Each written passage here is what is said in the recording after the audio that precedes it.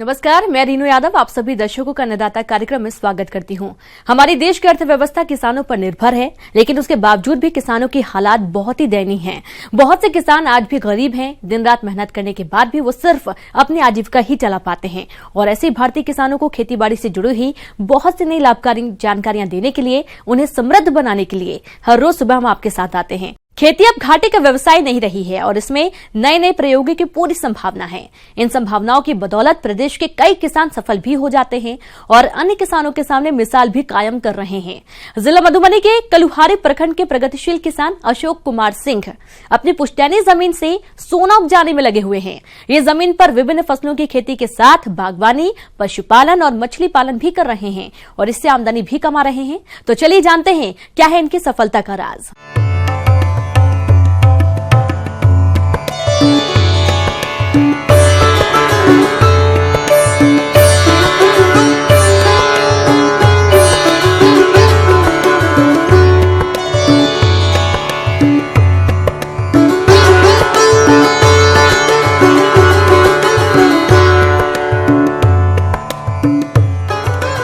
अगर इंसान में कुछ कर गुजरने का जज्बा होता है तो कामयाबी उसके कदम चूमती है।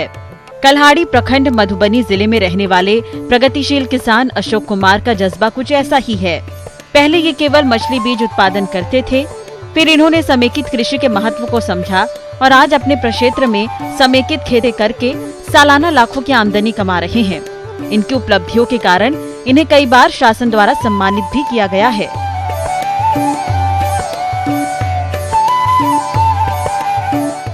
मैं एक किसान फैमिली से बिलोंग करता हूं। हमने आत्मा से 2000 ईस्वी में लगभग जुड़ा और 2005 से शुरुआत हुई। 2008 से मैं पिकअप पकड़ लिया। हर साल एक एक तालाब खुदाई करते करते अभी 18-19 हो गया। अभी 19 तालाबें हमारे पास हैं। हैचरी भी हमने बनवा लिया है, डेयरी भी हमारे है। यहाँ पर वर्मी कंपोस्ट है। यहाँ पर मुर्गी पालन का भी कार्यक्रम हमने शुरू कर लिया है। अब धीरे धीरे हम आगे खेती के उन्मुखी में आगे बढ़ रहा हूँ। समेकित कृषि प्रणाली एक ऐसी प्रणाली है जिसमें फसल उत्पादन, मवेशी पालन, फल सब्जी उत्पादन, मछली पालन और वानिकी का इस प्रकार समायोजन किया जाता है जिससे कि वे एक दूसरे के पूरक बन सके। इस प्रणाली के अंतर्गत पर्यावरण को सुरक्षित रखते हुए संसाधनों की क्षमता, उत्पादकता और लाभप्रदता में वृद्धि की जा सके। इससे कृषि लागत में कमी आने के साथ उत्पादन में बढ़ोतरी होती है। पिताजी इस जमीन को अदलैन बदलैन करके दूसरे गांव के जमीन से बहुत पहले ही रखे हुए थे। उन्होंने सुना था जो चाइना में धान की खेत में मछली उत्पादन होती है, तो उनकी सोच थी और उसको हम लोगों ने आत्मा के द्वारा, ICR के द्वारा विभिन्न जगहों से मैंने ट्रेनिंग लिया। ट्रेनिंग लेकर के घूम करके उसके बाद मैंने इस कारोबार को शुरू किया। जब नौकरी नहीं देखा बढ़िया, कहीं किसी के नौकरी के पीछे नहीं भागा और इस कारोबार को करके जमीन पर ही खेती करके खेती को थोड़ा सा टर्नअप किए, जमीन को बदल करके, तो अच्छा उत्पादन होने लगा और अच्छा मुनाफा भी होने लगा है। इनका कहना है कि आज किसानों को यदि अपनी आय दोगुनी करनी है तो परंपरागत तरीके से खेती करना छोड़ना होगा। साथ ही समेकित कृषि प्रणाली पर जोर देना होगा। इन्होंने बताया कि ये मुख्य तौर पर मछली बीज को तैयार कर बेचते हैं। साथ ही 5 एकड़ क्षेत्र में धान, गेहूं, 1.5 एकड़ में आलू और सब्जियों की खेती, पशुपालन आदि को करते हैं। इतना ही नहीं, इन्होंने बताया मछली पालन के साथ मखाना की खेती भी ये कर रहे हैं और तालाब के मेड़ों पर लतर वाली सब्जियों की खेती करते हैं और पशुओं से मिलने वाले गोबर से बायोगैस और वर्मी कंपोस्ट बनाते हैं। इन्होंने कहा कि बिजली की पूर्ति के लिए अपने प्रक्षेत्र में सोलर सिस्टम भी लगा रखा है और उनके पास मौजूद कृषि यंत्रों को ये किराए पर अन्य किसानों को उपलब्ध कराते हैं।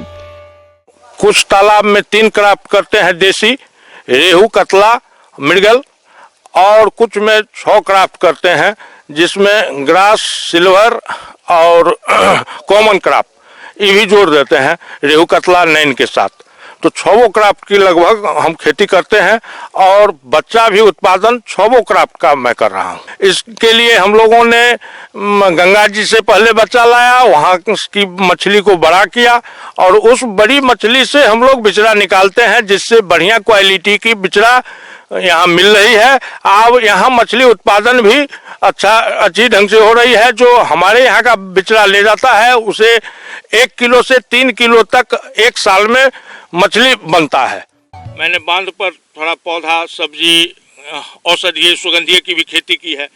पानी की बहुत कमी थी, मैंने सोलर एनर्जी से पंप लगवाया और उससे पूरी हुई है। फिर बिजली भी आ गई है हमारे यहाँ, तो अब पानी की भी दिक्कत नहीं है। एक दूसरे का आउटपुट एक दूसरे का इनपुट हो रहा है इसमें। इसी ख्याल से हमने यहाँ डेयरी खोला। डेयरी की गोबर तालाब में भी काम दे रहा है और गोबर गैस में बनाने में भी काम दे रहा है, जिसमें मुझे गैस की बचत होती है। डेयरी का आउटपुट जितना है मछली को इनपुट के रूप में काम कर रहा है। यहाँ तालाब का जितना आउटपुट है वो हमको वर्मी कंपोस्ट में और डेयरी मिला करके मुझे वर्मी कंपोस्ट उत्पादन मिल रहा है। अगर हम 5 पेड़ आम का लगाएंगे तो हमारे यहाँ 5 वैरायटी का लगेगा।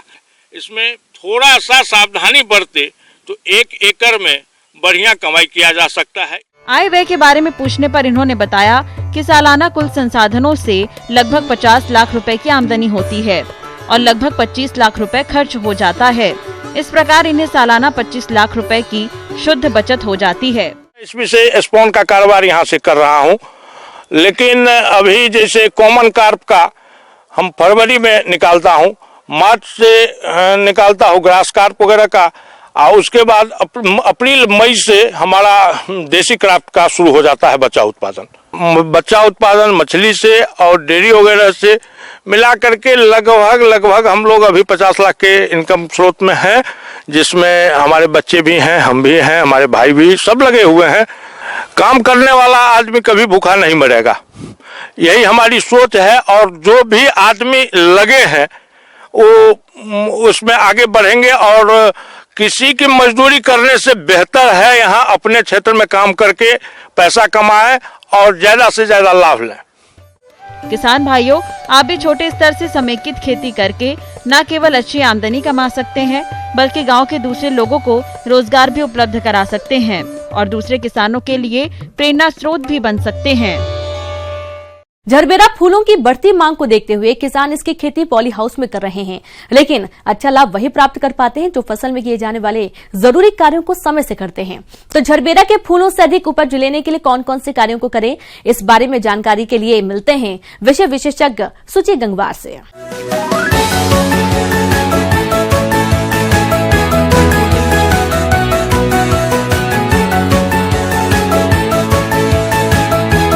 अगर हम झरबेरा की बात करें तो झरबेरा एक फूल का नाम है। इसको हम विंटर सीजन में तो ओपन फील्ड में कुछ समय के लिए लगा सकते हैं, परंतु कोई किसान भाई इसको व्यावसायिक तौर पर लगाना चाह रहा है तो ये आपका झरबेरा आपका पॉली हाउस और शेडनेट हाउस में ही पॉसिबल है। किसान भाइयों, झरबेरा की फसल से गुणवत्ता युक्त अधिक फूलों की प्राप्ति के लिए अब फसल में पोषक तत्व प्रबंधन करते हुए सिंचाई और खरपतवार नियंत्रण कैसे करें, आइए जान लेते हैं। फर्टिलाइजर चूँकि हम सिंगल सुपर फास्फेट और मैग्नीशियम सल्फेट शुरू में इस्तेमाल कर चुके हैं, अब इसमें 3 वीक तक हमको कोई भी फर्टिलाइजर देने की ज़रूरत नहीं पड़ेगी, क्योंकि हम इसमें ड्रिप इरिगेशन का इस्तेमाल करते हैं। तो 3 वीक के बाद ही हमको फर्टिगेशन देना पड़ेगा। फिर आपके पास जो भी वाटर सोल्यूबल फर्टिलाइजर हो, जैसे 19-19-19, 12-61, 13-45, 00-50, जो भी आपके पास हो, 18-18-18, उसको हम जो है वो फर्टिगेशन के थ्रू जो है आपका डेली इंटरवल बेस पे या फिर वीक में 2 बार हम इसको फर्टिगेशन के थ्रू देंगे। पानी की इसमें ज़रूरत बहुत पड़ती है। पर डे आप पर प्लांट 700 ml जो वाटर जो है पानी की रिक्वायरमेंट एक पौधे को होती है। तो हमको जो भी आपका ड्रिप इरिगेशन का डिस्चार्ज हो उसके हिसाब से हमको पानी देना है। पर दिन में हमको 20 से 25 लीटर जो है अगर हम ड्रिप इरिगेशन चला दें तो वो पर्याप्त रहेगा। पर ज़रूरत से ज़्यादा पानी ना चलाएं, क्योंकि पॉली हाउस के अंदर ज़रा सा भी ह्यूमिडिटी अगर बढ़ गई तो इसमें इन्फेक्शन जो है पौधों को ज़्यादा रहेगा। पौधों की अगर हम फूलों की बात करें तो 70 से 80% ह्यूमिडिटी अंदर होना चाहिए, ये इसके लिए पर्याप्त रहता है। और टेम्परेचर की अगर हम बात करें तो दिन का टेम्परेचर 22 से 25 डिग्री सेंटीग्रेड और नाइट का टेम्परेचर आपका 20 से 22 डिग्री सेंटीग्रेड जो है इसका होना चाहिए। अब हम इसमें बात करें वीडिंग की। वीडिंग अगर आपके वेट के ऊपर कुछ आ जाए तो हम हाथ के थ्रू करेंगे, कोई केमिकल का स्प्रे इसमें ना करें, लेवर के द्वारा इसको हाथ से ही निंदाई गुड़ाई करवाएं। इससे क्या होगा, निंदाई गुड़ाई से आपके बेड पे जो है एरेशन भी अच्छा होगा और पौधों की जड़ों का में अच्छी उसमें हवा जाएगी। झरबेरा की फसल से अधिक फूलों की प्राप्ति के लिए अब फसल में कीट और रोग की पहचान कर नियंत्रण किस तरह से करें, इसकी जानकारी कुछ इस प्रकार से है। अब हम इसमें कुछ इंसेक्ट की बात करें। अब चूँकि हम ये पॉली हाउस के अंदर ले रहे हैं तो इसमें साइड में आपका इंसेक्ट प्रूफ नेट लगा रहता है, तो इसमें ज़्यादा बीमार कीड़ों की संभावना नहीं रहती है। परंतु क्या होता है, कभी कभी टेम्परेचर और ह्यूमिडिटी ज़्यादा हो जाने से इनकी जो है ज़्यादा जो है इन्फेक्शन हो जाता है। अब इसमें सफ़ेद मक्खी आती है जो क्या करती है, रस चूसक कीट है, आपके रस चूसती है पत्तियों का, फूलों का। तो इससे क्या होता है, आपके फूलों की क्वालिटी बहुत ख़राब होगी और प्रकाश संश्लेषण की क्रिया जो है बाधित हो जाती है पौधों की। तो इसके लिए इमिडाक्लोपरिड नाम की दवाई होती है, वो 1 ml दवा पर लीटर पानी में डाल के हम स्प्रे कर सकते हैं। इसमें माइट का प्रकोप ज़्यादा होता है, माइट के लिए भी ओमाइट नाम की एक दवा आती है, तो उसको 1 ml पर लीटर पानी में डाल के हम इसमें स्प्रे कर सकते हैं। लीफ माइनर का प्रकोप ज़्यादा होता है झरबेरा के पौधों में, तो उसके लिए नीम तेल का भी इस्तेमाल कर सकते हैं या क्लोरोपाइरीफास का इस्तेमाल करते हैं। नीम तेल के लिए हम 5 ml जो दवाई है पर लीटर पानी में डाल के स्प्रे कर सकते हैं और क्लोरोफाइस की जो मात्रा है वो 1 ml मात्रा पानी में डाल के जो इसमें स्प्रे कर सकते हैं। अब इसमें जो थ्रिप्स भी आता है, थ्रिप्स के लिए भी जो हम इमिडाक्लोपरिड या थायोमिथाक्साम नाम की दवा होती है उसकी 1 ग्राम जो मात्रा है पर लीटर पानी में डाल के हम स्प्रे कर सकते हैं। अब हम इसमें बीमारियों की कुछ बात कर लें तो बीमारियों में जो है इसमें रूट रोड बीमारी आती है, तो उसके लिए भी हम कोई फंजिसाइड का इस्तेमाल जो है कर सकते हैं। तो इसके लिए हम कार्बनडाजिम जो है 2 ग्राम पर लीटर पानी में डाल के स्प्रे कर सकते हैं। पाउडरी मिल्ड्यू भी आता है। भभूतिया रोग के कारण झरबेरा की पत्तियों और फूलों पर सफेद और भूरा पाउडर जैसा जमा हो जाता है, जिसकी वजह से पौधे अपना भोजन नहीं बना पाते और फसल कमजोर होने से फूलों का उत्पादन तो घटता ही है, साथ ही साथ फूलों की गुणवत्ता भी खराब हो जाती है। तो आप इस रोग के नियंत्रण के लिए घुलनशील गंधक की 3 ग्राम मात्रा का प्रति लीटर पानी के हिसाब से घोल बनाकर छिड़काव करें, जिससे कि इस रोग का नियंत्रण आसानी से हो जाता है। अब इसकी हम बात कर ले तुड़ाई की। किसान भाई, इसमें तुड़ाई का बहुत ज़्यादा झरबेरा में महत्व है। हमको इसकी तुड़ाई बहुत सावधानी पूर्वक करना चाहिए। हमें ऐसा नहीं कि फूल जब आपके लग गए हों तो फूल को हमें खींच लिया। इससे क्या होता है कि आपका कभी कभी पौधे की उखड़ने की संभावना बहुत ज़्यादा बढ़ जाती है। इसलिए किसान भाई थोड़ा सा पौधों को हाथ से पकड़ लें और एक हाथ से पौधों को पकड़ें और हल्का सा गोल गोल घुमा लें तो अपने आप जो फूल आपके हाथ में टूट के आ जाएगा। अब इसको अगर हमें दूरस्थ मार्केट में बेचना है तो सबसे पहले तोड़ के हमको फूल जो है एक बकेट में बाल्टी ले लें, उसमें पानी भरें आधा और उसमें फूलों को डालते जाएं। और उसमें क्या करना है, अगर हमें दूरस्थ मार्केट में भेजने हैं तो इसके फूलों पे सफ़ेद कलर की पन्नियाँ आती हैं, वो इसकी पन्नियाँ चढ़ा दें ताकि इसके फूल की क्वालिटी ख़राब ना हो। और इसके 8 से 10 स्टेम को रबर बैंड से बांध के जो है अच्छे से जो कार्टून होते हैं, गत्ते होते हैं, उसमें पैक करके हम दूरस्थ मार्केट में भेज सकते हैं। इस तरीके से ये फूल जो है आपके 10 से 12 दिन तक ताज़े बने रहते हैं, ये मुरझाते आपके नहीं हैं। नींबू के बाग आमतौर पर सभी प्रदेश के सभी स्थानों पर देखे जा सकते हैं। फिलहाल इन बागों में पुष्पन और फलन हो रहा है, लेकिन इस समय इन बागों में कई प्रकार के रोगों के होने की भी संभावना बनी रहती है, जिससे एक तो फलों का कम उत्पादन होता है, वहीं इनकी क्वालिटी भी खराब हो जाती है। और ऐसे में नींबू के बागों में रोगों का नियंत्रण कैसे करना है, आइए जानते हैं बिरसा कृषि विश्वविद्यालय जिला रांची के कृषि वैज्ञानिक डॉक्टर राहुल कुमार से।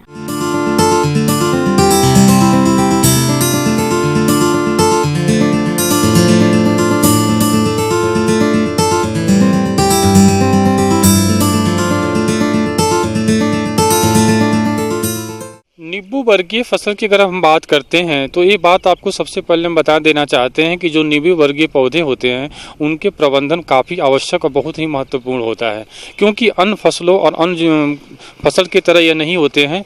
आपका सारी फसल इंतजार कर सकता है लेकिन नींबू वर्ग फसल इंतजार नहीं करता है।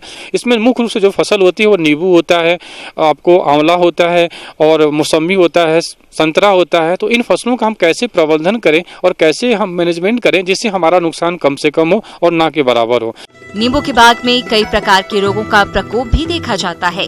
इन्हीं रोगों में से जो रोग मुख्य रूप से देखा जाता है वो है नींबू का सिट्रस कैंकर रोग। ये रोग जीवाणु द्वारा नींबू के पौधों में होता है। तो क्या है इस रोग के पहचानने के लक्षण एवं नियंत्रण के उपाय, आइए ये भी हम आपको बताते हैं। बीमारियों की अगर हम बात करें तो साइटस कैंकर एक ऐसा बीमारी होता है, वो जनरली सभी नींबू वर्गीय पौधों में आता है। साइटस कैंकर अगर होता क्या है, एक जीवाणु जनित बीमारी होता है। यह जीवाणु जनित बीमारी होता है और इसके फैलने के बहुत सारे कारक होते हैं। यह फैलने में प्रमुख रूप से 3-4 कारक हैं जिसके द्वारा बीमारी फैलता है। पहला तो यह कि अगर आप संक्रमित नर्सरी या संक्रमित किसी भी इक्विपमेंट्स जो आप अपने बगीचे में यूज करते हो, वो ऑलरेडी अगर संक्रमित है, किसी को आप बीमारी वाले पौधे को उससे कटिंग प्रूडिंग किए हो या आप ग्राफ्टिंग जो किए हो और बीमार प्लांट से किए हो, तो वह बीमारी फैलने के चांसेस बढ़ जाते हैं। पहला तो ये हो गया। और दूसरा कारण यह होता है कि आपको वाटर के द्वारा भी यह ट्रांसमिट होता है। अगर आप इरिगेशन कर रहे हो तो इरिगेशन के द्वारा जो पानी आप देते हो उसके माध्यम से भी यह बीमारी फैलता है।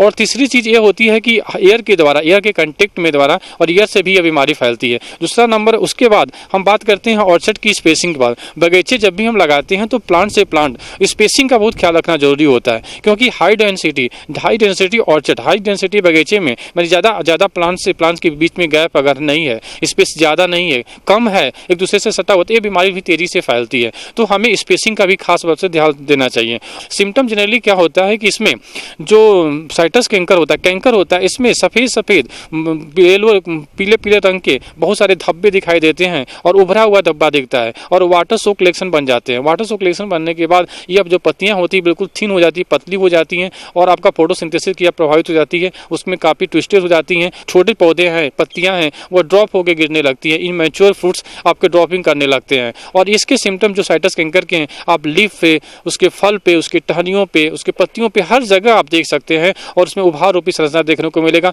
वाटर सोक टाइप का लेसन आपको देखने को मिलेगा। अगर हम प्रबंधन की बात करें तो इसके लिए 2-3 दवाइयां हैं जो काफ़ी कारगर होती हैं। उसमें 2-3 दवाइयों में पहला दवाई आती है आपको जो है स्ट्रेप्टोमाइसिन सल्फेट 500 ppm, आपको 400 से 500 ppm स्ट्रेप्टोमाइसिन सल्फेट 400 से 500 ppm अगर आप इसका फुल स्प्रे करते हैं 15 से 20 दिन के इंटरवल पे, तो बीमारी एक हद तक नियंत्रित हो सकती है। लेकिन खास बात यह जरूर रखिए कि जब भी आप कोई बगीचे लगा रहे हैं या कोई भी चीज़ कर रहे हैं तो नर्सरी जब भी खरीदिए तो रजिस्टर्ड संस्थान से खरीदिए और उत्तम क्वालिटी खरीदिए। जो भी आप बगीचे में प्रूनिंग करने के लिए, कटिंग करने के लिए चाकू या जो भी आप औजार का इस्तेमाल करते हैं वह बिल्कुल साफ़ सुथरा होना चाहिए, हैंडलिंग बिल्कुल आसाना होना चाहिए। जब आप इसकी तुड़ाई करते हैं तो तुड़ाई के उपरांत जो भी आपको बीमारी या ग्रसित या डैमेज फ्रूट्स लगते हैं उनको आप ग्रेडिंग करके किनारे कर दीजिए। जो हेल्दी फ्रूट्स हैं उसको अलग कर दीजिए और अच्छे से पैकिंग कीजिए। जो थोड़ा भी कंटेंट आपको लगता है कि डैमेज है या बीमारी से ग्रसित है उसको एक अलग ग्रेडिंग करिए। आप एक साथ सबको रख दीजिएगा तो होगा क्या, परिणाम स्वरूप कि अगर एक फ्रूट्स भी गंदा है, एक फ्रूट्स भी बीमारी से ग्रसित है, तो आपके जितने भी लॉट में फ्रूट्स रखे हैं वो सारे डैमेज हो सकते हैं। तो इस बात का आपको भली भांति ख्याल रखना आवश्यक होगा। नींबू वर्गीय पौधों में एक और बीमारी आती है एंथ्रेक्नोज। एंथ्रेक्नोज भी काफ़ी गुलाबी धब्बा करके आदमी भी बोलते हैं, गुलाबी धब्बा बीमारी। इसमें क्या होता है कि आपके फ्रूट्स फल पे भी, इसके टहनियों पे, पत्तियों पे आपको गुलाबी, शुरुआत में क्या होता है कि आपको ब्लैक या ब्राउन कलर का जो होता है वो धब्बा बनना स्टार्ट होगा। धीरे धीरे क्या होगा, पूरे पत्तियों पे और पूरे टहनियों पे, पूरे फल पे फैलने लगता है और उसमें पूरा सड़न होना शुरू हो जाता है और उसमें बिल्कुल सनके लेसन बन जाता है और परिणाम ये निकलता है कि आपका उसका विकास नहीं होगा और उसके फ्रूट्स भी इमेच्योर ड्रॉपिंग होने लगते हैं। तो एंथ्रेक्नोज के मैनेजमेंट के लिए आप प्रबंधन के लिए आप कॉपर ऑक्सीक्लोराइड का स्प्रे कीजिए। कॉपर ऑक्सीक्लोराइड 0.3% काफ़ी इसके लिए कारगर सिद्ध होता है।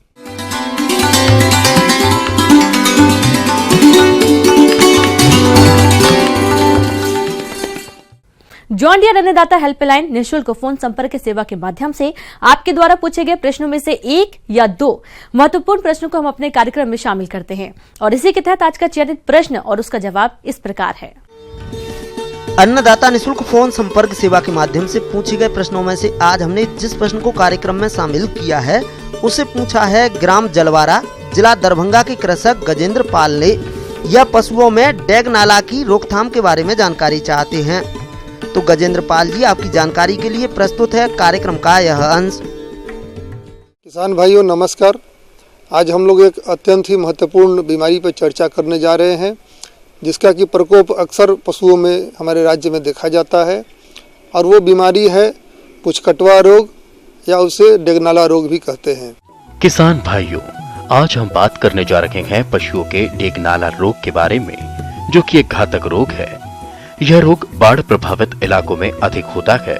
बाढ़ के कारण पशुओं के लिए इकट्ठा किया गया चारा पानी में भीग जाता है और चारा भीगने के कारण उस चारे में फफूंद उत्पन्न हो जाती है और पशुपालक जानकारी के अभाव में यह फफूंद जनित चारा पशुओं को खिला देते हैं, जिस कारण बीमारी के फैलने की संभावना और बढ़ जाती है।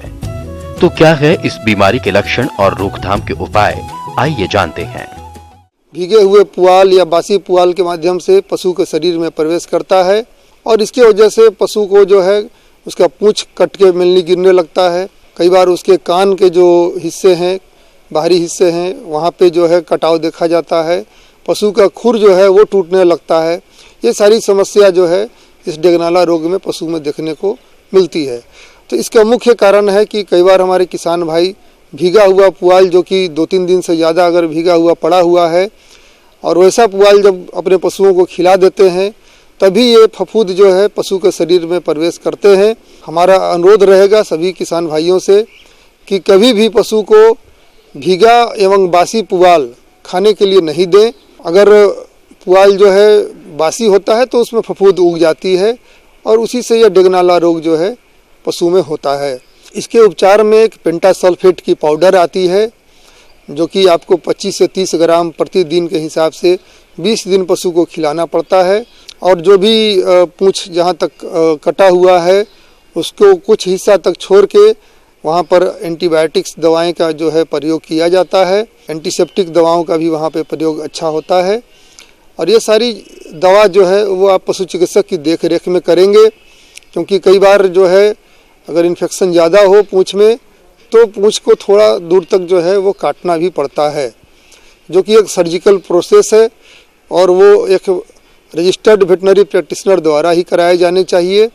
और इसके बाद जो दवाएं हैं, जो मौखिक रूप से पशु को पेंटासल्फेट पाउडर देना होगा और साथ ही कुछ एंटीबायोटिक्स की दवाएं साथ में दी जाती हैं, वो आप पशु चिकित्सक की देख रेख में अपने पशुओं को दिलाएं और इससे जो है आपका पशु ये डेगनाला रोग से मुक्त हो जाएगा। अब आइए देखते हैं कल दिखाए जाने वाले कार्यक्रम की मुख्य झलकियां। अनुपजाऊ भूमियों का करें सुधार, पाएं फसलों से भरपूर पैदावार।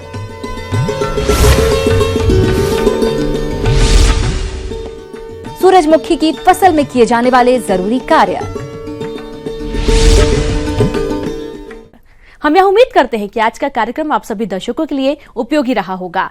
किसान भाइयों, अन्नदाता आपकी सेवा के लिए संकल्परत है। कृषि संबंधित समस्या एवं उनके सुझावों के लिए आप हमें इस पते पर संपर्क कर सकते हैं। प्रोड्यूसर अन्नदाता news 18 Bihar Jharkhand, Ramoji film city Hyderabad 501512। साथ ही आप हमें ईमेल भी कर सकते हैं। हमारा ईमेल है p18annadatabihar@nw18.com। और इसके अतिरिक्त आप हमें जॉन डियर निःशुल्क हेल्पलाइन नंबर 180041922155 पर सोमवार से शनिवार सुबह 10 से शाम 4 बजे के बीच संपर्क कर सकते हैं।